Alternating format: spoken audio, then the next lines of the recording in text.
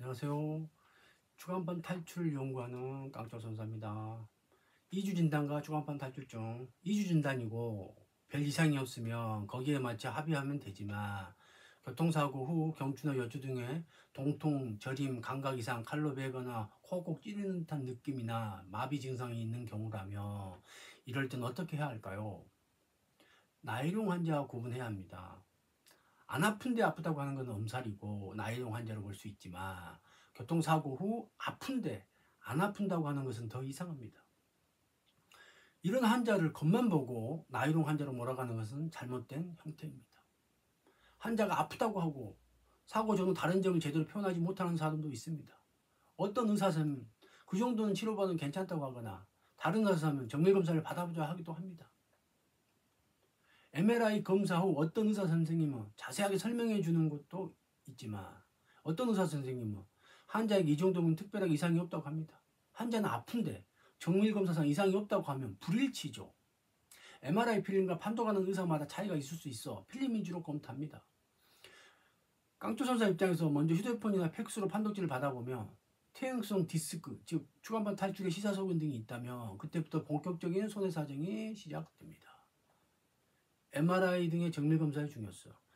MRI 검사의 중요성은 환자의 증상이나 주장만은 부족하고 진단명이나 교통사고와의 부상과의 인과관계, 외상, 퇴행성 및 기항증의 경합 가능성을 살펴보기 위한 매우 객관적인 기초적 자료가 되기 때문입니다. 또한 그 검사 후 추간판 탈출증 등의 진단명이 나오며 부상 등급이 올라가기 때문입니다.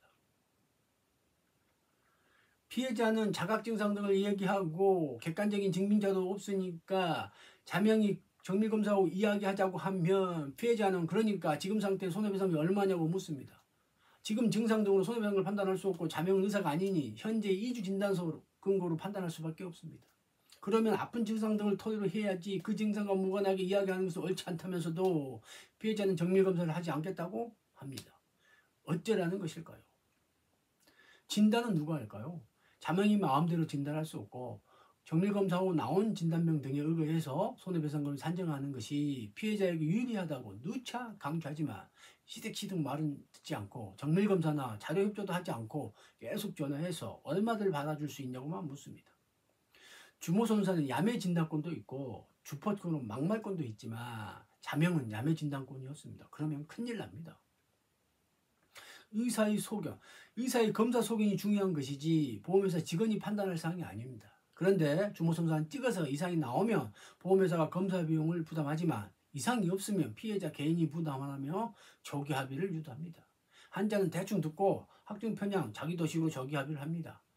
거기에 관해서 조기 합의 시 주의사항을 참고하세요. 어떤 사람은 정밀검사 후 손해사정을 의뢰하는 경우도 있습니다. 그런 차이라면 무엇이 달라질까요? 그 속으로 들어가 볼까요? 초진 차트 등이 중요합니다.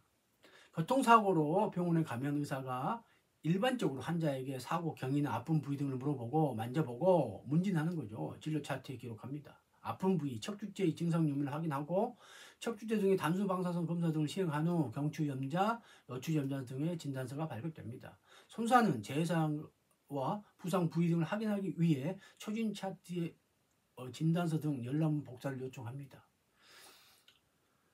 정밀검사 등이 필요합니다.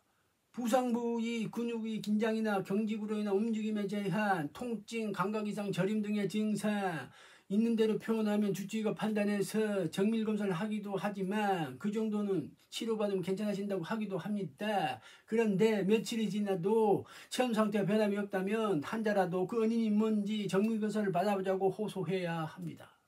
주치의가 CT, MRI보다 비용이 더 저렴을 찍자고 하면 그것 말고 MRI 또는 3D 찍자고 해야 합니다.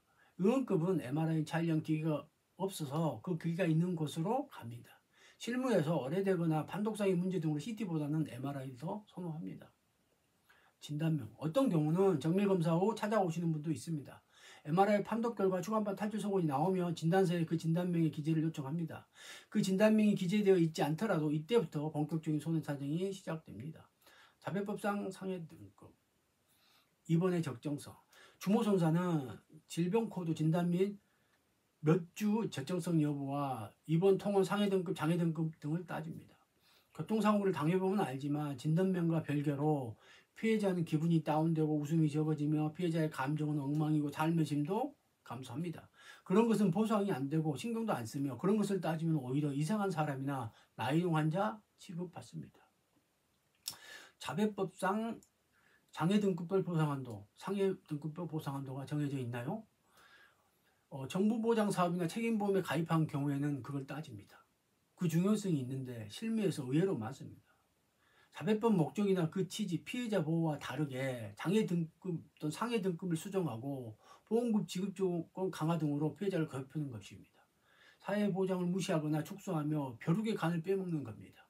그것 말고도 수많은 손해배상금 삭감 도구가 즐비한데 마지막 보루인 치료비마저 비틀고 짜고 있습니다. 책임보험 초과선은 어떻게 할까요? 책임보험 초과선에는 자배법상 상해 등급별 보상한도를 적용받지 않습니다. 왜냐하면 자배법 상해 등급별 보상한도를 초과해야만 담보하는 보험이니까요. 그 보상한도 초과하는 경우에는 예전과 크게 달라지는 건 없습니다. 이 부분에 관해서는 호들갑 떨 필요 없습니다.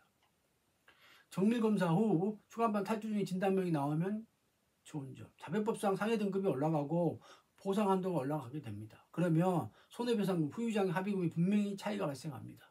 또한 개인보험, 상해보험의 장애보험 청구 가능성도 검토할 수 있게 됩니다.